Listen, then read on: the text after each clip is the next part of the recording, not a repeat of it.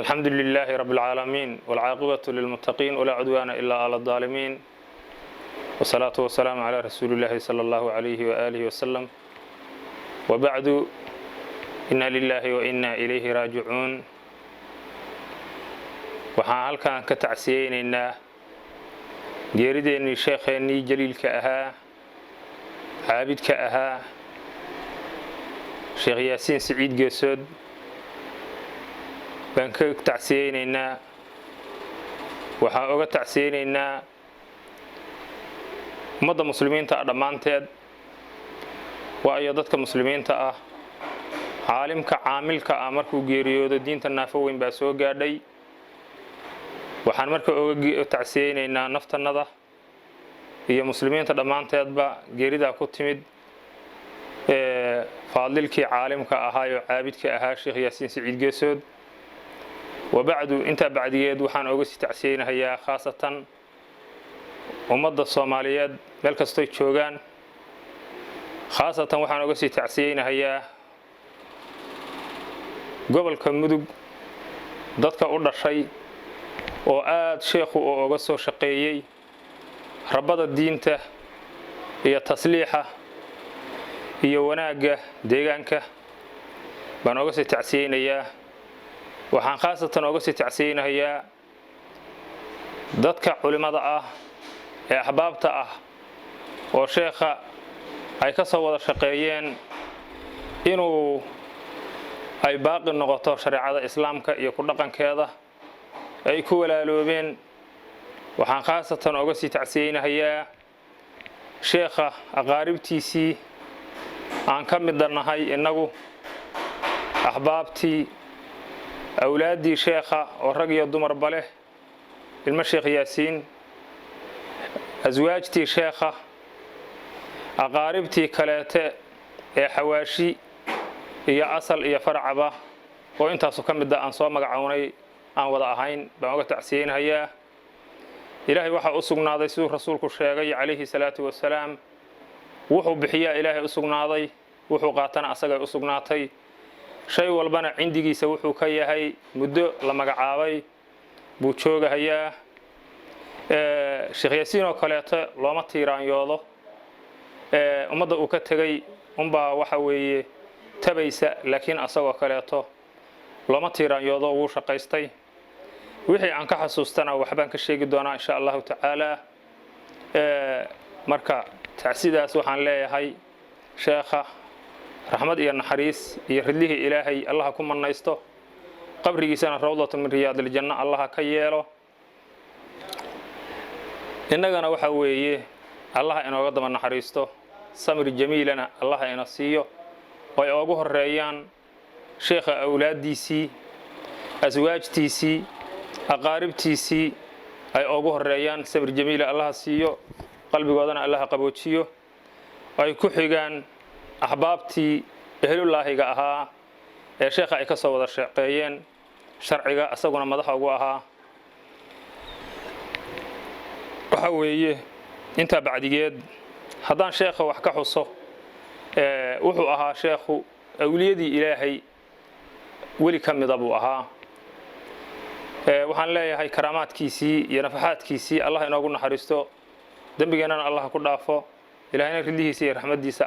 asagana allah ku mannaysto haddaan sheekha wax yar ka xuso taariikhdiisii wuxuu ka soo qabtay bilowgeedii hore sheekha wuxuu qur-aanka ku bartay gobolka nugaal gaar ahaan magaalada garoowe buu qur-aanka sheekhu ku bilaabay wuuna ku dhammeeyey oo waa ku xifdiyey macallinkiisii qur-aanka baray macallin zaahida buu ahaa qur-aanka aad waxa weeyaan u akhriya markii dambena sheekhu wuxuu ka noqday dugsigii noocaas ahaa kabiir buu ka noqday asaga oo macallinkiisii uu u dhiibay markuu imtixaan ka qaaday oo ogaaday takhaquskiisa ruuxa weyn oo aan kari karin ama fahmadiisii horay u tagtay badankeed iyo ruuxa yarka ah dhismihiisa inuu dugsiga ka bilaabo asaga la dhaho heer wuxuu ku gaaray dugsigaas asaga mooyaane arday kaleeto uusan wax fahansiin karin duuna macallimihi markii dambena dugsigii sheekhu kabiir buu ka noqday qur-aanka ilaa uu ku xifdiyo markii dambana wuxuu u soo wareegay ehelkii iyo gurigii awal hore laga qaaday oo baadiyaha ahaa oo gobolka Mudug wuxuu ka noqday macallin qur'aan al-awwal markii u horeysay inta u dhaxaysa gaalkacyo ilaa badda garacad ilaa burtunle ilaa goldogob inta u dhaxaysa dadka degay baadiyaha khaasatan wuxuu ku sii bilaabay dadkii ehelka ahaa oo aqaaribta asaga markaa u sii ahaa oo quraanka tacliintiisa ku bilaabay khidmadiisii sheekhu saas ku soo waday markii dambana qaadi wuxuu ka noqday gobolkan Mudug gaalkacyo wuxuu hadana noqday markuu gobolka gaalkacyo soo galay inuu waxa weeyaan dadkii u fariisto maxkamadii fadli ilaahay uu siiyay dulqaad xigmad macrifo nasteexo intaba buu ku helay gorgortan asagoo adduunyo u raadinayay ma uusan ku helin saasuu ku tagay ka bacdina ilaahay wuxuu oga dhigay dadkii uu la dhashay ee noocaas ahaa ee maxkamadda u fariistay naxariis fadhida dhifra badan oo gobolkan ka jiray buu kaga badbaadiyay oo ilaahay asaga uu u qadaray inuu kaga badbaadiyo waxa ka mid ahaa in xeer la isku dhaxlo baa la keenay xeerkana si hoose buu ummadda u fahansiiyay haddii ay wax ku dhaxlaan in ay dhibaato fara badan ay ku sugan tahay waxa ka mid ahaa naseexadooyinkiisii sheekha saan ku hayna ayagoo qoran haddii aad xeer ku dhaxasho xaq aad lahayn baad qaadan ama xaqaaqii baad ka tagi waa markaasoo waa dulman tahay mar kalena sharcigaagii iyo qur'aankii ilaahay kuugu qeexay saad u dhaxali lahayd wax baad ka tagtay ilaahay cindigiisa naxariis kuma lihid waxa weeyaan sharcigiina u noqdo wax ku dhaxala ilaahay uu ku guuleeyay dhaqankeediina uu dhaqan geliyay asaguna thawaab iyo naxariis buu ka helay ummadiina ilaahay uu ugu nusreeyay asagu u qadaray inuu ugu nusreeyo taab waxa la mid ah waxyaalo badan oo Soomaali dhexdhacday ilaahay sheekha waa ka badbaadiyay gaar ahaan loo barakeeyay waxa ka mid ahaa inuu sheekhu Soomaali saan isu naqaano ama ha kala sareyso ama ha kala hooseyso inay dhab isu cuntay oo isu dhibaataysay ayadoo qabyaalad iyo xiqdi iyo qashin marka ay ku ugaarsanayso oo dhiigoodii la kala xarimay ay ayagu marka xalaalsanayaan sheekha ilaahay uu ka badbaadiyay wuxuu dhaqan u lahaa inuu xaq u heliyo ruux kasta oo dulmanna dulmiga uu isagu uga gargaaro daaqadiisa haddii asaga markaas ay ka awood badatana ciddii markaas kaleeto oo marka uga faradhuuban in loo wakaashado wax badanna boqolkiiba 99 waxa uu hindiso ama boqolkiiba 100 uu meel marin jiray wanaagii ilaahay siiyay oo qadaray inuu socodsiiyo wuxuu ahaa dhaqankiisu sheekha quraanka buu ahaa Aisha markii rasuulka la weydiiyay waxa la yiri Aisha ay rasuulka dhaqankiisii iyo taqaquskiisii hoose markii wax laga weydiiyay waxay tiri Aisha rasuulka dhaqankiisu quraanku ahaa Sheekh Yaasiin hadaan wax ka taabto dhaqankiisii wuxuu ahaa quraanka meel kale looga doonayaa ma jiro asagu wuxuu amro uu ku tilaabo qaadi jiray wuxuu ku nahayena waa ka tagi jiray saasuu sheekhu ahaa dhaqankiisu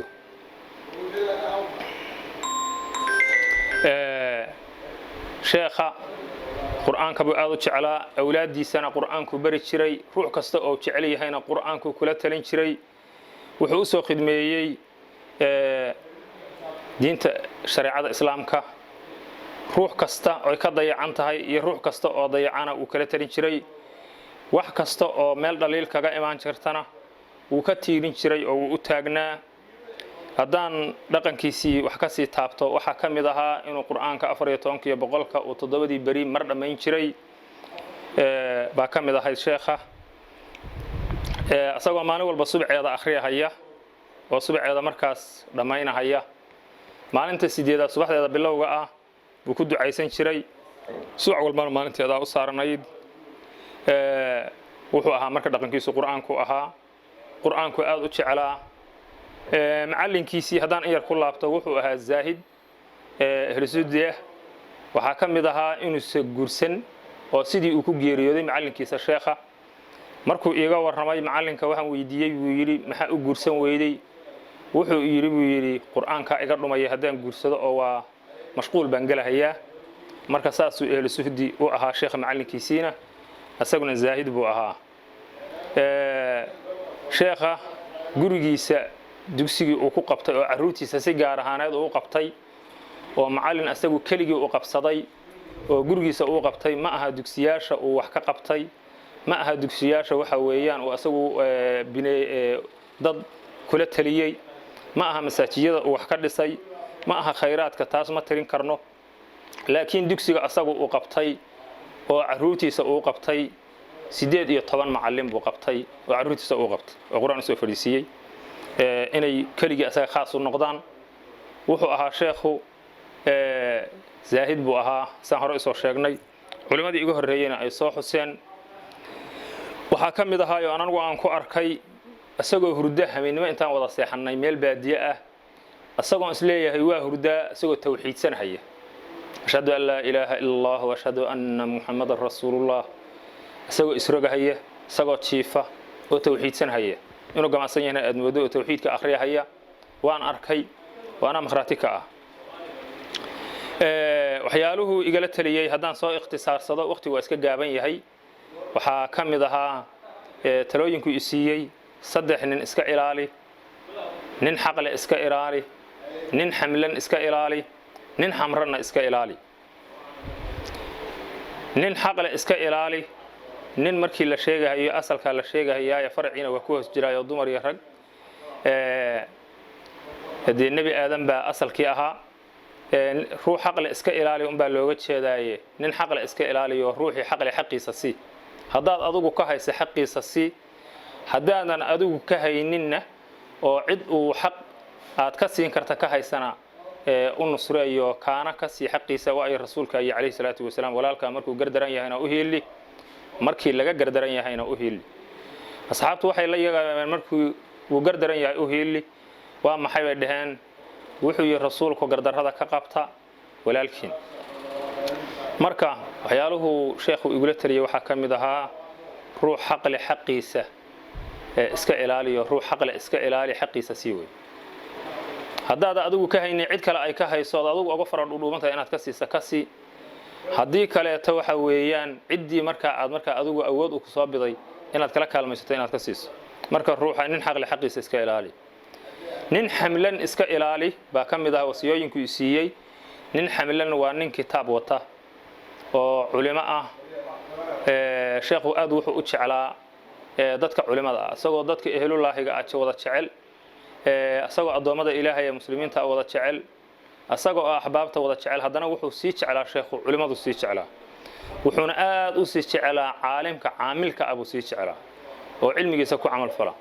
wuxuu haddana aad u sii jeclaa dadka xaafidul quraanka ah oo quraanka xifdisan kuna camal fala buu sheekhu u sii jeclaa. sheekh yaasiin wuxuu ahaa ahlul quraan buu ahaa, wa khaasatuhu khaaskiisa ilaahay dadka khaaskiisa ah oo quraanka ku camal fala buu ahaa. waxa weeyaan nin xamlan iska ilaali, nin culimo ah iska ilaali weeye, kitaabkaasuu ku xamlan yahay. haddii xataa uusan ku camal falaynin markaa kitaabka xormale ee ku ilaali. nin xamran iska ilaali waa nin isim ah, waa nin dawli ah oo madaxa iska ilaali. nin xamran rasuulka calayhi salaatu wasalaam waxay la weydiiyey seebaan waxa weeyaan madaxtinimada adeecadeeda markuu ka hadlayay rasuulku wuxuu yiri madaxdiina iyo umaradiina adeeca intaysa gaalnimo la imaanin. hadday gaalnimo la imaadaan madaxdu waa laga leexan. marka nin xamran iska ilaali, isim weeye, waa la magacawday, waa madaxweyne, waa la doortay, iska ilaaliyo asaga sharkiisa shaatibu ku adeegsana iska ilaali.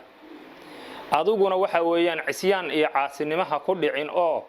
waxa weeyaan hadii madaxdaadii oon gaalnimo la imaanin ha caasiin ee la shaqee weeye. inkastoo hadda aad baramugaandada loo badiyo ruux walba is ilaali weeye. waxyaaluhu marka sheekha haddaan qayb ka sheego iga dardaarmay waxaa ka mid ahaa nin xamlan